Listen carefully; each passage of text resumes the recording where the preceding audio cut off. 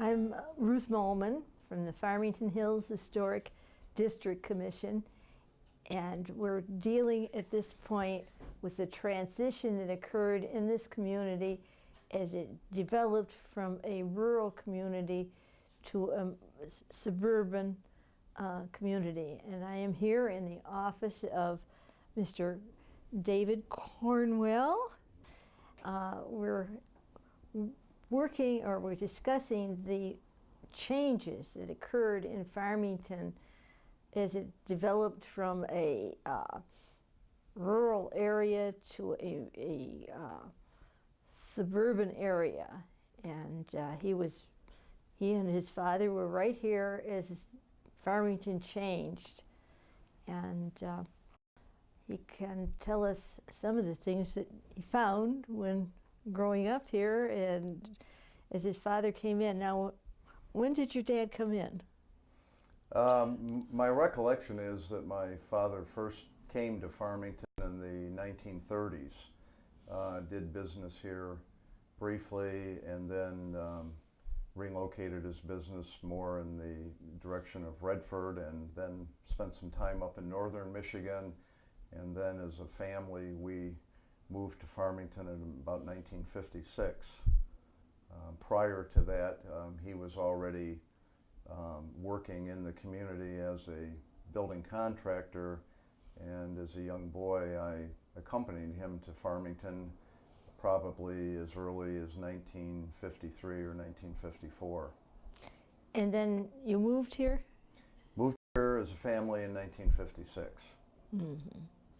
At that time, we moved into a home at the corner of Valley View Circle and Power Road, which is directly across the street from a small parking lot that is part of the city park. The parking lot adjoins the tennis courts there, and we were talking earlier. At that time, that section of the park was not the well-groomed facility that it is today, and in fact at the site where the parking lot is today, there was actually the old ruins of a building that had been there, and as a young boy, of course, we had no idea what it was. It had an old stone foundation and some partially burnt timbers, which we used as a fort when we were young boys. And a few years later, by coincidence, my father built a home for a gentleman by the name of Roy Hatton, who was elderly at the time, and he proceeded to tell us that that foundation had in fact been a grist mill, and that his father had been given the contract to demolish the building. And Mr. Hatton was a photographer for the Detroit Free Press, as I recall, and he, of course, had an interest in historic photographs, and so during the period of time that his home was under construction, he brought us a photograph of the mill as it stood just prior to being demolished. And we have that photograph here that we've looked at. This has to be the power grist mill, and you said there was water that would accumulate there. That must have been part of that river that came by. The ruins were fairly close to the river, and prior to the work that was done years later by the city in terms of turning that section of the park into a picnic area, there was a gully that was very visible running parallel to Power Road, and then it turned and went sort of in a westerly direction behind where the ruins were, and we theorized that that was how they diverted the river in order to operate the mill. And during those years, it would typically flood in the fall season, and then of course freeze during the winter, and that was typically our hockey rink that we used for many years until it was all graded and filled in. It's fun because I didn't know exactly where that mill was, but it was right on that river. Yes. There. And then there's other things that you've been involved with, the Village Mall, of course. That's very special. Yeah, the Village Mall is a property that I've had the pleasure of being involved in for about 30 years. Sometime in the 1930s, my father had the good fortune of meeting the Warner family, and as I understand it, he was doing some real estate work for the Farmington State Bank in the aftermath of the Depression. And out of that work developed a relationship that continued for many years. And as a young boy, I had the good fortune to meet a number of members of the Warner family, primarily, all of whom were primarily the grandchildren of Governor Warner. I continue to this day as a partner now in the properties, and most of the people who are my partners are members of the Warner family, although they're now scattered from the Carolinas to as far as California. But the Warner family maintains a presence in the city of Farmington even to this day through their investment in various buildings in downtown Farmington. As most people know, I think the Village Mall was originally constructed in the 1920s and became the new home for what was then the Farmington State Bank, and the adjoining stores both on Farmington Road and Grand River were built at the same time. Over the front entrance of the Village Mall there is a stone that has the year 1921 inscribed in it, and it's my understanding that the facility was built in 1921, that the bank opened there in 1922, which was just a year before Fred Warner passed away at a rather young age. The bank continued in that facility until sometime in the late 1950s, I believe 1957, it was acquired by National Bank of Detroit, and sometime after that, NBD built the new, quote, facility that they now occupy, I guess, as Chase Bank on the west side of Farmington Road at El Loma. At that point, as I understand it, the bank and the building were sold by the Warners to National Bank of Detroit, and when NBD moved out to occupy their new facility on Farmington Road, the building was left vacant. It was acquired from the bank by a group of investors who had plans to do something with it, but it never was accomplished. And so a few years after that, the Warner family was able to repurchase the bank building from this group of investors, incorporate it back into the property that they owned on both sides of it, and at that time in 1974, the buildings were renovated and what is now the Village Mall came into being, and it has existed pretty much in that fashion for the past 30 years. With all sorts of interesting little shops there to go shopping in. Right. A very special sort of place. It's too bad the ceiling had to drop. Could have seen the wonderful. You said it was a tin ceiling there? Well, it's typical of buildings of that era. Most of the stores had the old tin ceilings in them. During the 1970 renovation, the need to bring in new utilities, plumbing, heating, electrical, required that a lot of those ceilings be violated, and of course the tradition at that time was to lower ceilings and put in the dropped ceiling or the acoustical ceiling that you see in many stores. And even to this day, if you look above those dropped ceilings, you can see portions of the old tin ceilings. The bank itself had very high ceilings. They have also been dropped. The bank itself consists really of 3 floors. There was the director's room on kind of a second floor mezzanine level, which before the ceiling was dropped, overlooked the main floor of the bank, and then there is a lower level. That building was incorporated into the other stores by the construction of an interior hallway, and doorways were opened into the building, so that the buildings today function more or less as a unified building, where they were originally individual storefronts. And we had the pleasure of visiting that one office where the president's office was, and Yeah. where the decorating.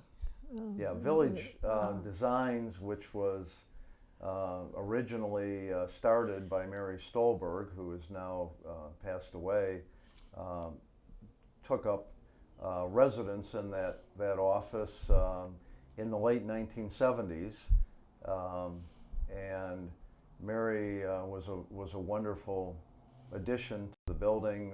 Really a wonderful person. Had a very nice business, and was always a real pleasure to speak with. And she became much more than a tenant to us, and was really a very good friend, and just an outstanding person. And her daughters today continue to operate that business in that facility. I understand she told you what color to paint the buildings here and this kind of thing.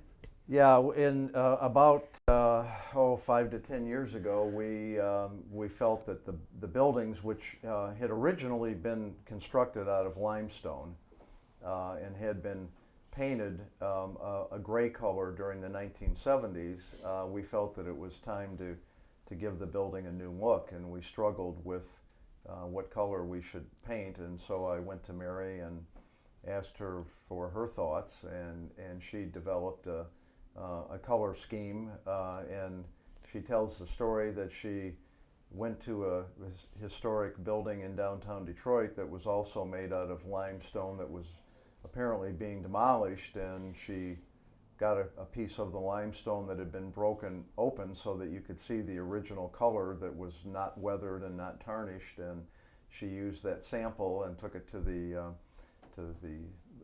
paint store and asked them to mix a color that matched that original limestone, and that's how the new color of the building came to be. It is fun. And the building that was on that property also has a little story about it. Right. The Owen House, which at one time there were hotels on either side of Grand River when transportation was so slow that it took a whole day to get from Detroit to Farmington. Right. And Yeah, it's my understanding. I can remember on the north side of Grand River, the old Grace Hotel, which stood there when we moved to Farmington in the 1950s. And it's my understanding that on the site where the Village Mall presently is, that at that corner originally was the Owen House, which was also a hotel, and we have some photographs of that building. It's my understanding that when the bank building and the adjoining stores were built, that the Owen House was actually moved to the back of the site and sat in what is now the parking lot of the Village Mall. I can remember as a young boy walking up into town to what was then a dime store, a 5 and 10 cent store, and that store was in the building that is now occupied by a vitamin health food store. And what is now the entrance to the parking lot on Grand River actually had a hedge across it and a sidewalk that led back to the original Owen House that had been moved back there, and as I understand it, had been renovated and used as a small apartment building. Well, on the particular day that I walked up there, the building had caught on fire. And I can remember that, of course, Farmington at that time had a volunteer fire department, and I can remember the volunteers scurrying around trying to figure out how they could get a fire truck or hoses back to the building that was in a rather tight corner wedged in between other buildings. And my recollection is that by the time they figured that out, the fire had consumed a good portion of the building, and it was subsequently taken down. I remember that Dr. Halstead had his office in there, or reputed to have had his office. Yeah, that's a bit of history that I can't comment on. I don't have any recollection of that. You know, he told us that many years Okay. ago, and so that building is gone. And then you had some other ones. You said there was a sort of factory over where the Right, as we was sit here malls. in our office today, we are right across the street from the newly constructed pavilion in downtown Farmington, and that site and virtually all of the property that is now the setting for the downtown shopping center, all of that property when we came to Farmington was a series of rather old, fairly dilapidated buildings that had housed a box factory or a pallet factory owned by the Lindbergh family here, and Mr. Lindbergh had been a mayor of Farmington at one point. It's my understanding that business really thrived during World War II, in particular when they built pallets and other shipping materials for war parts and so on. But by the 1950s and certainly by the 1960s, with the growth here, it became something that was ill-suited to be right in the heart of the downtown. And so in the early 1960s, that entire facility was taken out, and the shopping center that we see today was constructed at that time. There was a Federal Department Store, as I recall. Yeah, at the one Federal time. Department Store was originally housed in the building that now is part of the TJ Maxx building. That was originally that was built a little later than the original downtown center, and some years afterward, when Federals moved out, it was reconfigured into its present. The next building where Farmington Insurance Agency is, as I recall, has been pretty much as it sits today, although I don't have a good recall of that. It's significant that next to that, in what is now a parking lot, was originally the Himmelspach Dairy, and there was a restaurant there for many years that was quite a gathering place for local business people and other folks in Farmington. Sometime in the as I recall, in the 1960s, that building also caught on fire and was taken down. The building that is part of the Farmington Holding property, or the buildings that I'm involved in today, occupied by the Art Alcove and several other businesses, was originally built, as I understand it, in about 1935 as a Kroger grocery store. And then, of course, we've talked about the Village Mall property. West of Farmington Road, we have a couple of historic buildings right on the southwest corner, which my recollection is was originally the Farmington Hardware, and I can remember going into those stores as a young boy, where they had kind of a cellar access to a basement, and it was much different buildings than what we have today. West of that are some buildings that I'm presently involved in, and again, several of my partners are members of the Warner family, and in at least one portion of the building, as I understand it, there was housed the Warner Dairy, and in the offices that are currently occupied by Hockey Weekly, there is actually still the safe that was used by Howard Warner for the operation of the Farmington dairy business, which he continued after Fred Warner passed away. West of that, the building that is now occupied by Focal Point Studio was originally a tool and die shop that was operated by a gentleman by the name of John Lutz, who operated that business during World War II, and it was quite a thriving business. And by the 1970s, that building was in a state of disrepair, and the owners of Focal Point Studio, who for many years had been our tenants in the Village Mall properties, they purchased that building and did a beautiful renovation and continue to operate their business at that point. The west of that, in what is now the Farmington City Hall property, my recollection is back in as late as the early 1950s, there was still the old, or at least remnants of what I believe was the Gildemeister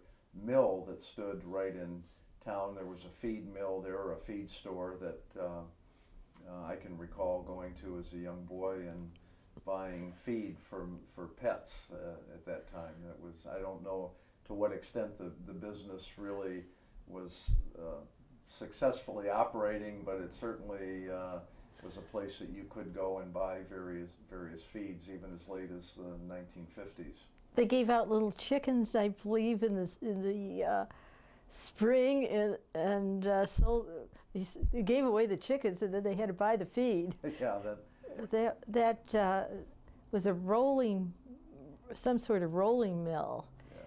That put the old grist mills, some of them, out of business because the flour came out a little finer or something. I see. With that in that period. Mm-hmm. But I was fascinated when somebody told me they had chickens right in Farmington that they were raising. Yeah.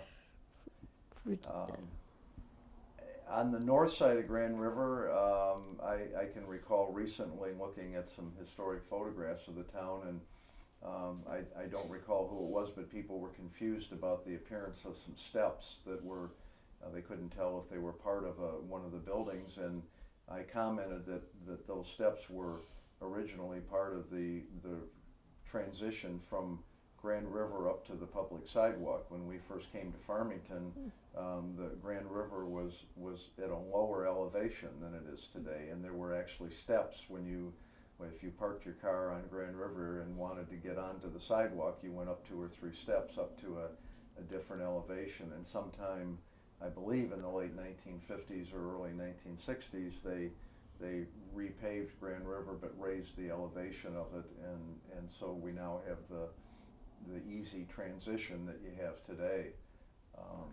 They had tracks for the DUR down that road at one time. Yeah, I don't have any recall of that, but that's what I understand. It would be for both of our times. Right.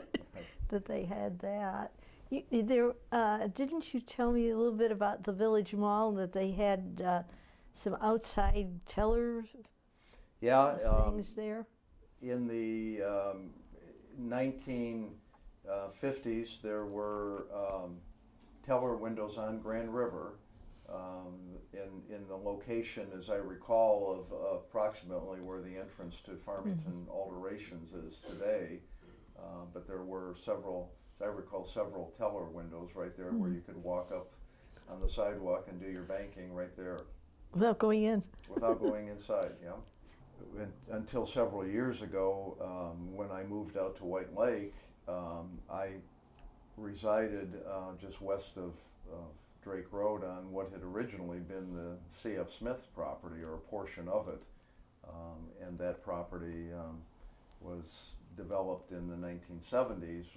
There was a group of us that put in a small subdivision there, and one of the C.F. Smith homes is still located on Tall Pine, and it was restored and continues to serve as a residence after all these years. Oh, that's still a residence, and not a... Yeah. Now, as I understand it, the original or primary C.F. Smith home stood more or less in the location of where the Western Wayne Oakland County Board of Realtors building is, and that was taken down many years ago. But there are several buildings. Another home that was part of the C.F. Smith compound is currently the Century 21 office owned by Bill Law west of Drake Road on the south side of Grand River. But as I understand it, the C.F. Smith family owned the entire square mile that was bordered by Grand River on the north, what is now Freedom Road on the south, Drake Road on the east, and approximately Halsted on the west. During the 1970s, when we put some roads into that property, we actually tore up water lines that were connected to what had been a series of pumping stations around the property. And as I understand it, that entire property at one time had been sprinkled by various wells that were located on the property. It's nice to have your own well to water the lawn, isn't it? Right. There's one house, it's a gorgeous house that belonged to his secretary that's on that property too. A regular little mansion was there. Uh-huh. So that's a very interesting property. I know that someone told me that when they hauled the potatoes out in the spring, that they came off these muddy roads, and when they got to the gravel, it was a great relief. I'm sure it was. Taking the things to market, but that, of course, is all before our time also. Right. And this house is interesting. I noticed there's a little group of houses here. A couple of them look older than this one. You said this one is about the 1920s? It's my understanding that it was built in the 1920s. I've never done any research on it. We've owned this property for about 8 years. When we purchased it, it was in rather poor condition, and we renovated the property and brought it back to the condition that you see today. We didn't do really what you would call a historical renovation. The condition of the exterior was such that we thought it was more cost effective to put vinyl siding on it and so on, but we did try to maintain the original appearance of it, and it's proven to be a very nice facility for us. It's a little group of offices here that are just absolutely charming. Yeah, it's a nice little addition, I think, to the downtown. There are 4 residences, or originally residences, that are all occupied by various businesses, and I think as a result, the buildings have all been revitalized, and they certainly serve a number of business people in the community, and it, I think, creates just a nice touch for the city. Very charming. Well, thank you so much for giving us your time and my pleasure. Interest in what has happened to Farmington and how we're changing and moving ahead in the transition from this period. Yeah, I think as Farmington looks now at revitalizing itself again through the efforts of the Downtown Development Authority and other such groups, that there's still a lot of history we can call on, and a lot of potential for this town that I think is going to serve us well in the next years. Well, Farmington will continue to be adapted to whatever is necessary for our community. Yeah, I think Farmington is unique in that we've done a lot of really positive things in the community. At the same time, the fact that you have people like the Warner family who have maintained an interest in the community after all these years, and who continue to have an interest in the success of the community, that really adds to the strength of the community. Well, thank you. Thank you, Mr. Cornwell, for your effort and interest in letting us come to your charming little office to. Thank you.